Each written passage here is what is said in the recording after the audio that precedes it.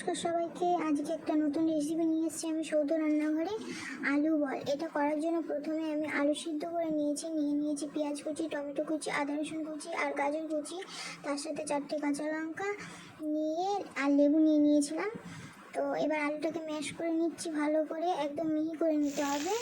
এবার কড়াইয়ে তেল দিয়ে কালো জিরা, পেঁয়াজ কুচি, আদা কুচি, রসুন কুচি আর দিয়ে দিতে হবে কাঁচা লঙ্কা, আর গাজরটা কুচিয়ে রেখেছিলাম সেটা দিয়ে দিলাম। এবার ভাজা কিছুক্ষণ ভেজে নেবো। ভেজে নেওয়ার পরে একটু টমেটো কুচিটা দিয়ে দেবো। দেওয়ার পর ভালো করে নেড়ে চেড়ে একটু লবণ, একটু হলুদ আর অল্প পরিমাণ শুকনো লঙ্কার গুঁড়ি দিয়ে এটাকে ভালো করে নেড়ে চেড়ে নামিয়ে রাখবো।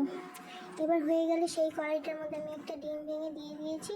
এবার ডিমটাকে ভুজিয়ে করে নেব। ভুজিয়ে করার পর এবার কড়াইটার মধ্যেই আমি দিয়ে দেব আলু আর ভেজে রাখা মশলাটা দিয়ে ভালো করে নেড়ে চেড়ে ওটাকে নামিয়ে রাখবো ঠান্ডা হওয়ার জন্য। ঠান্ডা হয়ে গেলে তারপরে তার মধ্যে দিয়ে দেবো একটা ভাজা মশলা আর দিয়ে দিচ্ছি একটু চাট মশলা, তার সাথে একটু লেবু। এবার এটাকে ভালো করে মেখে নিয়ে এর মধ্যে পরিমাণ মতো লবণ দিয়ে দেবো, বিট লবণ দেবো আমি এখানে স্বাদের জন্য।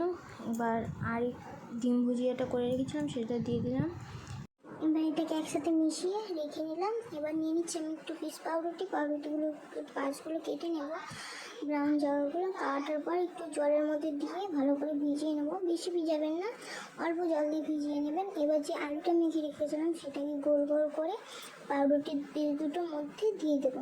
দিয়ে দেওয়ার পর ওটাকে ভালো করে গোল গোল করে বল করে নেব। দেখবেন সুন্দর বলের মতো হয়ে যাচ্ছে একদম নরম জল দেওয়ার ফলে। এবার ওটাকে ডিপ ফ্রাই করে নামিয়ে নেব। নেওয়ার পর এবার আপনি পেঁয়াজ, শসা, টমেটো যা স্যালাড হিসেবে খেতে চান নিয়ে টমেটো সস দিয়ে সুন্দরভাবে খেয়ে নিন সন্ধ্যাবেলার রেসিপি।